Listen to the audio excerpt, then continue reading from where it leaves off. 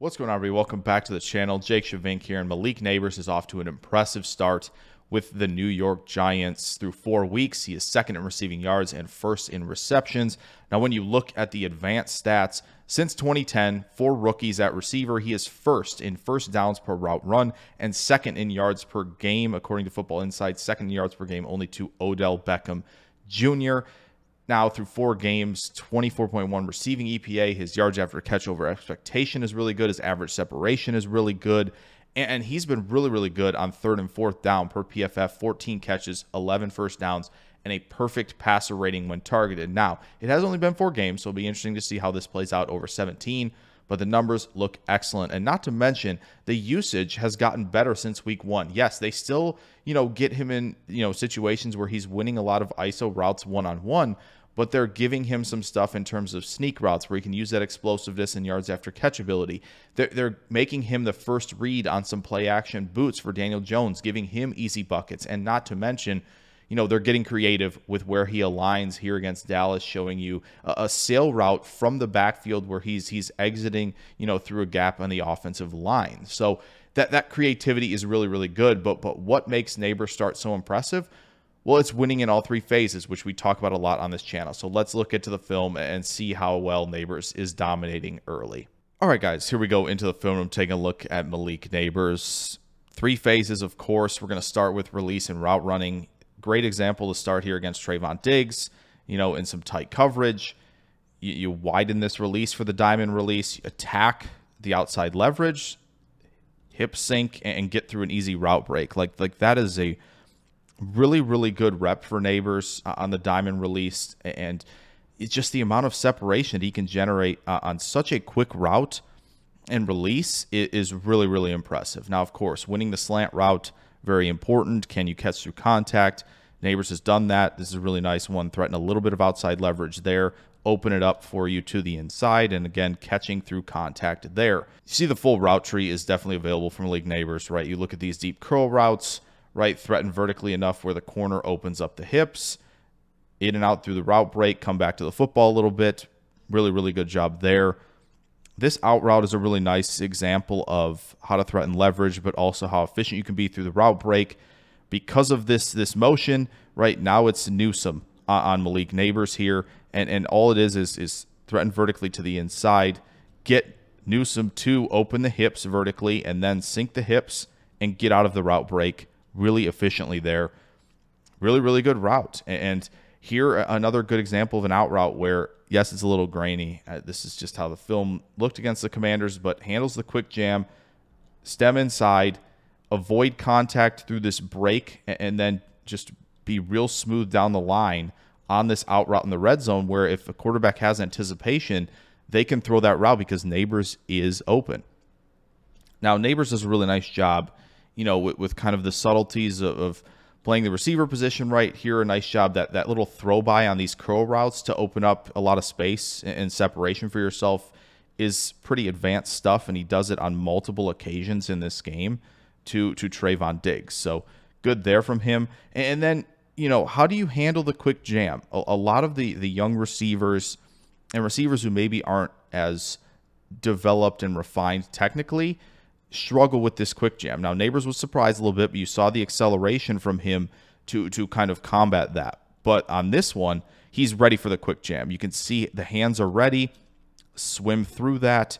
And again, maybe Diggs isn't going with him on the route completely, but he's designed to disrupt it. And Nabers did a really nice job answering there later in the game to make sure that he isn't disrupted and he's avoiding contact, he's working through contact on a play like that. Now, another good example of switch release, right, and what Nabers has to do to open up this slant for a touchdown is threaten leverage to the outside, right? Make this defensive back move with him.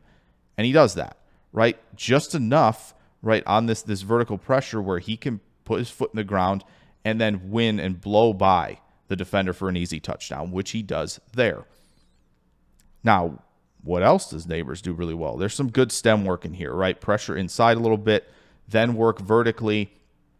This is a really good play by Ward because really Nabers does everything right. Good stem work in and out of the break quickly and comes back to the football. Just a really nice play there, of course, by Denzel Ward.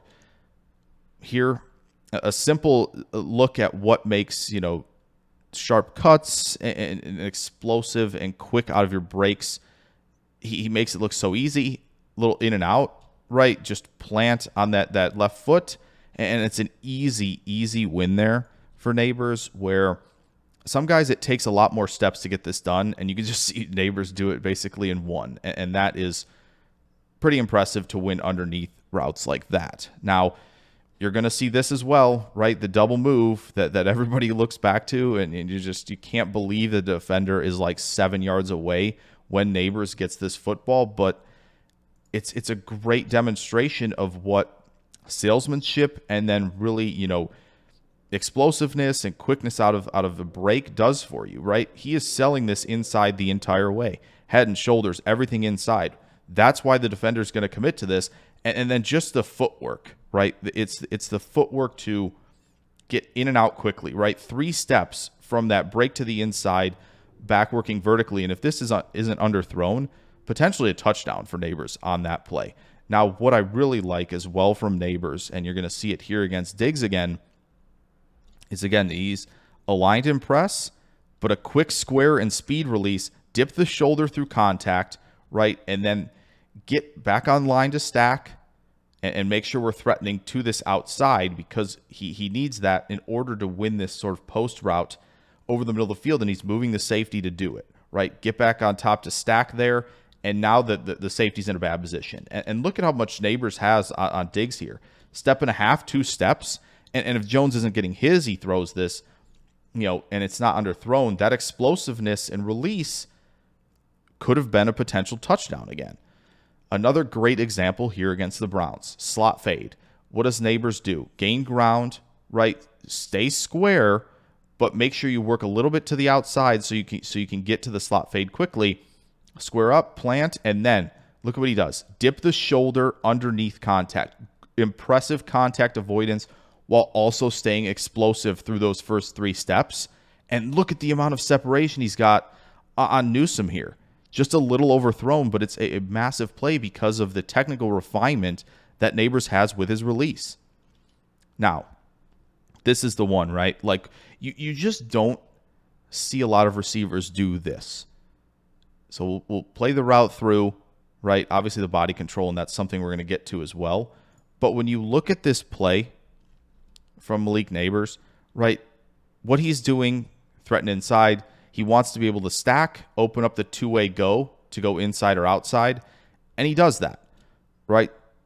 Gain ground a little bit, keep the corner, on his toes, and that acceleration, that burst right here. And then the ability to, keep the acceleration and speed on a curvilinear path, right, is just impressive. And he gets the corner working inside, and then, of course, the elevation to go get this football. Like, just a tremendous rep there from Nabers.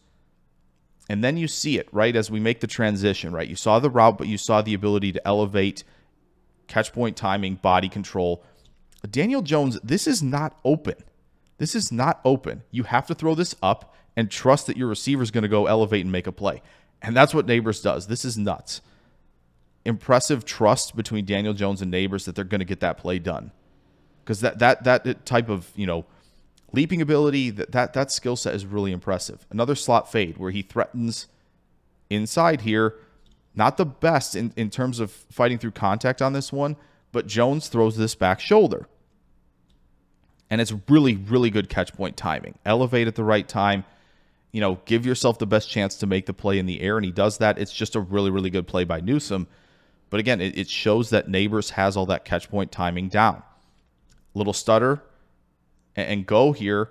And Nabers just fighting his way back to make a play like this is insane. So you're going to see it from here, and Nabers is going to work up and through to make this play. Maybe not even the best catch point timing, but he gives himself a chance to go make this play. One more time. Just like it, when you look at a play like this, you go, yeah, the corner's going to win. He is squeezing the receiver to the sideline, but Nabers just does a good job, basically being the alpha at the catch point and going to get the football. Something he did really well in college. So it shouldn't be too surprising. Now, yes, we're back to the grainy Commanders footage, but after the catch, what can he do? You're going to see it because it's a lot of instinctual play, right? Reading out where defenders are, knowing where to attack. When he catches this, foot in the ground and make the defender miss as he crashes to the inside, right? Same thing here. Simple in route where defender's crashing down and he's going to assume that Nabers is going to try to run through here. He doesn't, gets his foot on the ground as the ball arrives, and he can make that first defender miss. Similar thing, slant route. Actually a really good release on this slant route as well. When you look at it, right, you see what Nabers can do. Threaten a little to the outside, avoid contact, get through it, right? And now Emerson's, in super recovery mode. Catch the football, gear down quickly, and you know Emerson's going to be in recovery mode. And you, again, first defender miss, first down. Same on this last one here, a simple out route where, again, great awareness from Nabers as to where the defender is and how he can make the defender miss. Dip underneath contact and pick up, 3-4 yards after the catch. Now, Nabers still has things to work on, right? There are going to be times against top corners where he's going to have to improve the release package, right? He's not always going to be able to kind of dip that shoulder, but that's a really nice technical aspect to have. But you see it. You see it in the routes, how crisp the routes look, how great the releases look, how he can handle contact and press man coverage, right? You do see him do a nice job of settling into zones. We didn't show a lot of that here. But then, of course, elevation at the catch point, impressive body control to handle off-target throws, and then, of course, the ability to generate yards after catch. He's a three-phase threat, and he's a three-level threat. We talk about that a lot on this channel. That's what makes excellent wide receiver ones, and Nabers is well on his way to being that, as well as the wide receiver one in the 2024 NFL Draft. So if you guys enjoyed this one on Malik Nabers, if you did, throw a like down there. Subscribe if you're new. Plenty more content on the way very, very soon. I'll catch you guys in the next one. Farewell.